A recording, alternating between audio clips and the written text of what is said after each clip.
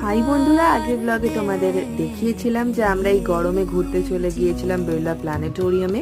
তারপর আমরা ভেতরে চলে এসেছিলাম আর টিকিট কাটার ছিল লম্বা লাইন। গুবলাইয়ের বাবা লাইনে গিয়েছিল আর আমি আর গুবলাই দূরে দাঁড়িয়েছিলাম। তারপর আমরা একটা শো দেখে নিয়েছিলাম প্ল্যানেটোরিয়ামের ভেতরে।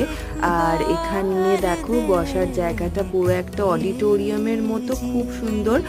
পুরো গোলাকার ভাবে এখানে বসার জায়গা আছে এবং পুরো শোটা ওপরের যে বলয় সেটার মধ্যে দেখা গিয়েছিল, কিন্তু শো চলাকালীন ক্যামেরা করা বারণ ছিল, তাই আমি তখন ক্যামেরা করতে পারিনি। তারপরে ভেতরে ছিল একটা ছোট্ট মিউজিয়াম। এগুলো দেখো আমাদের বিভিন্ন রাশি, যে আমাদের জন্মের সময় যেগুলো আমরা পেয়ে থাকি, বিভিন্ন কাল্পনিক ভাবে তারাগুলোকে জুড়ে যেগুলো বানানো হয় এই মিউজিয়ামের ভেতরে এইগুলো ছিল। এছাড়াও আরো অনেক কিছু জিনিস সুন্দরভাবে বোঝানো ছিল লাইটিং এর মাধ্যমে।